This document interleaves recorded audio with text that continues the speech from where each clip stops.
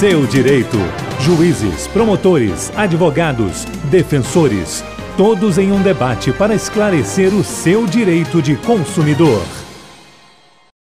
Em tupi.am, tupi.fm, seu direito, tratando exclusivamente do direito do consumidor. Formando conosco hoje a nossa mesa, o doutor Flávio Citro Vieira de Melo, que é juiz de direito, a doutora Patrícia Cardoso, defensora pública, o doutor Vinícius Leal, representante do PROCON, Rio de Janeiro, e o doutor Jorge Tardan, que é advogado, especialista em defesa do consumidor. A nossa produção é Renata Henrique, no áudio, o Marcel Amaral, no vídeo, o Luiz Arthur e o Guilherme Maia. Desejando um bom dia, não é, aos nossos convidados, e vamos direto no assunto, porque é muito polêmico. Durante o ano de 2013, todo mundo acompanhou o drama de mais de 10 mil alunos das instituições de ensino Gama Filho e universidade, que mesmo pagando as mensalidades em dia, não tiveram aula devido à falta de pagamento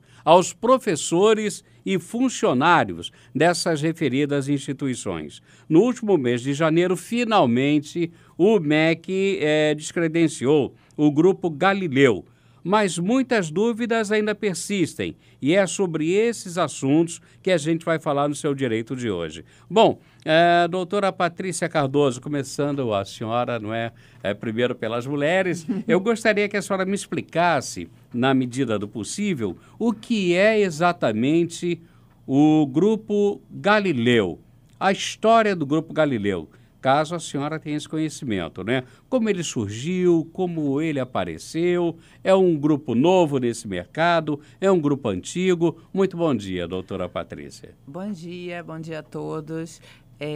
Com relação à história do Grupo Galileu, eu não sei em detalhes, não. Eu sei que é uma empresa de capital aberto que adquiriu... não é de capital aberto, não. Ela é uma SA, mas não é de capital aberto, não. Que adquiriu a mantença das duas universidades, da Gama e da Universidade com C. E isso aconteceu, acho que há 3 anos atrás... E a partir daí, as universidades já não estavam indo bem. Daí porque tentaram fazer um negócio para regularizar a situação, imagino que financeira e administrativa. E aí o Grupo Galileu adquiriu a mantença dessas duas universidades. Houve uma transferência de mantença que foi aprovada pelo MEC, né? E... as coisas não melhoraram, nem com a transferência de mantença. Tanto que a Defensoria, em abril do ano passado, abriu um procedimento no DECOM, um procedimento instrutório, para que a gente pudesse, em razão de denúncias de alunos que lá chegaram para reclamar, de greve, falta de professores, falta de funcionários suficientes para atendimento, que lá foram chegando e reclamando. A gente abriu um procedimento e que culminou com o ajuizamento da ação civil pública 2 dias depois do descredenciamento. O descredenciamento aconteceu na terça da semana retrasada.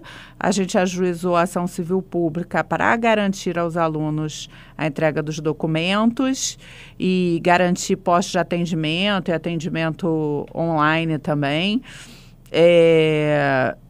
Na quinta-feira passada, a gente conseguiu a liminar, uma liminar que está em vigor para entrega de documentos e tal. Nós ajuizamos a ação em face do Grupo Galileu e da Universidade com C e da Gama Filho. O que eu entendi, portanto, é que o Grupo Galileu não é um grupo com tradição no segmento da educação. No Rio, com certeza não. No Rio de Janeiro, não, né? No Rio de Janeiro, não. No Rio, não. Não é um grupo com história em educação. No Rio de Janeiro, pelo menos. Fora do Rio, ele é de fora do Rio, tem história. Acho que é no sul, né? Exatamente do muito sul. Muito bom dia, doutor Jorge Tardan. Haroldo, a gente tem que observar o seguinte, isso ainda é resquício do chamado capitalismo cartorial do Brasil. Nesse segmento, como foi nos cartórios e rádios, em concessões, onde tem o poder público, enfim, considerando lá os tráficos de influência, pessoas conseguiam esse espaço, essas autorizações para explorar. O Grupo Galileu é um grupo que cresceu e acabou adquirindo aqui no Rio de Janeiro a Gama e a universidade, enfim, universidades que estavam aqui em crise.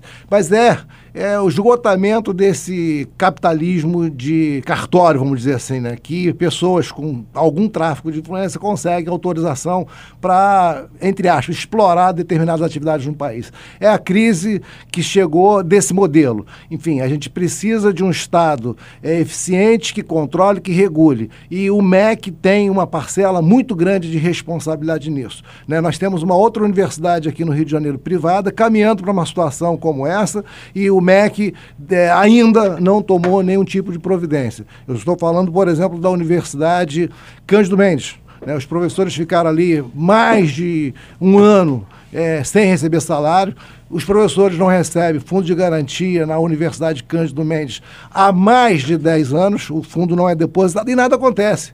Em razão exatamente de pessoas que conseguem se movimentar aí junto ao poder público e a coisa vai se protelando e lá no final quem paga é o consumidor, porque na verdade o aluno é um consumidor. Esse é que é o ponto, não é, doutor Vinícius Leal? O aluno, como é que vai ficar? O jovem, a moça que está lá no 3º período, 4º período de medicina, seja qual for o curso. Como é que vai ficar? Bom dia, Haroldo. Vai parar de estudar?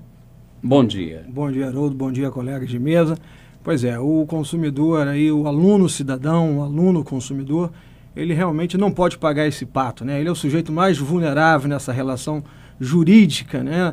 Que não é só uma relação de consumo, né? Porque se tratar de educação. Educação é um direito social, bem como um princípio, como é que se diz, faz parte, como é que se diz, do direito fundamental de segunda dimensão, né? Então, todos têm que estar envolvidos nesse assunto, a sociedade como um todo, né, o governo, no intuito de salvaguardar, acima de tudo, os direitos dos jovens, que serão aí o futuro do nosso país, aí, como profissionais liberais e trabalhando nas diversas áreas e segmentos do mercado.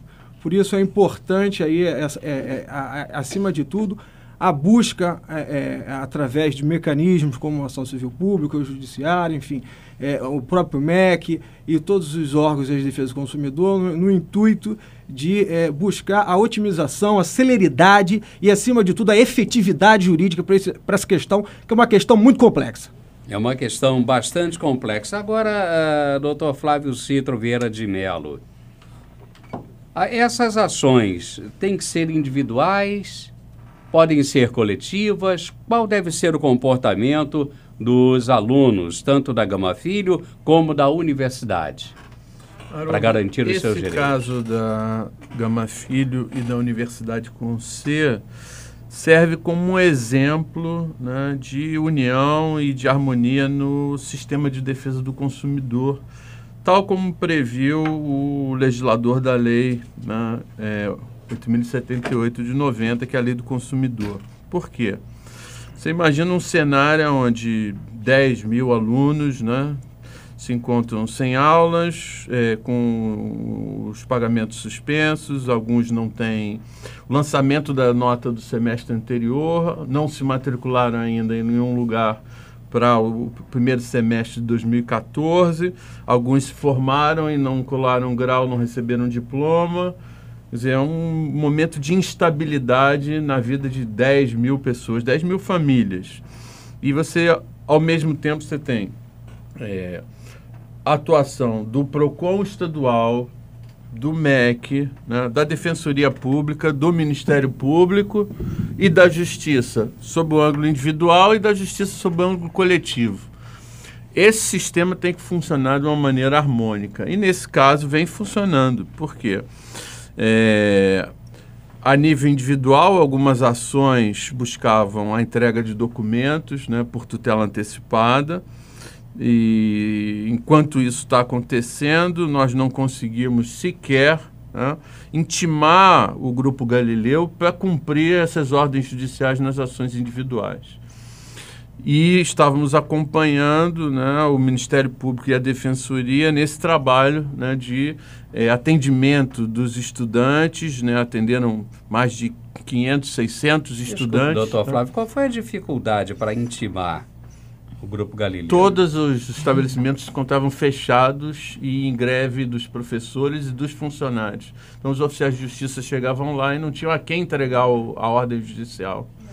Então, e esse cenário, né, que em princípio poderia ser catastrófico, né, ele vai se transmudando num cenário de segurança nas relações jurídicas, porque a gente sempre em contato com a Defensoria entrou com a ação civil pública, essa é uma ação coletiva, e no momento em que a ação civil pública é ajuizada, não há realmente necessidade de milhares de ações individuais, porque o objeto da ação civil pública é exatamente aquele que foi objeto das ações individuais, a entrega dos documentos e, no final, no julgamento de mérito da ação civil pública, uma ação indenizatória, no interesse coletivo.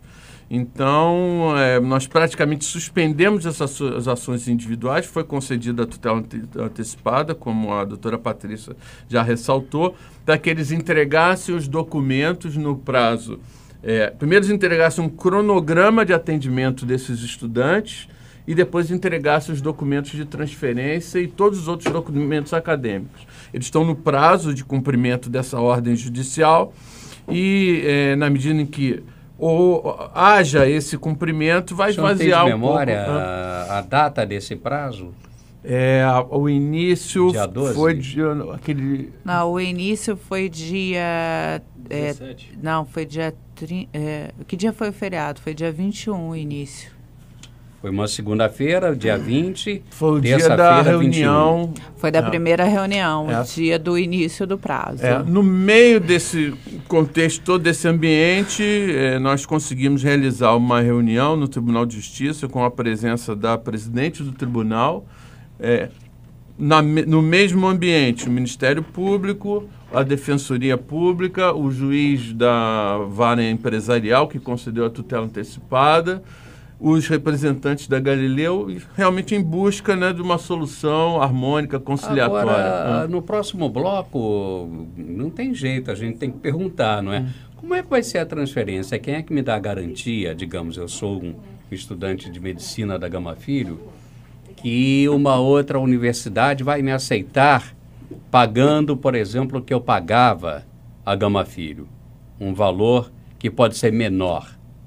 Quem é que me dá essa garantia de que essa faculdade vai aceitar essa minha transferência? Eu vou ter que arcar com essa diferença de preço? A gente vai saber já já. Seu Direito, o debate que ajuda o consumidor a saber mais sobre seus direitos.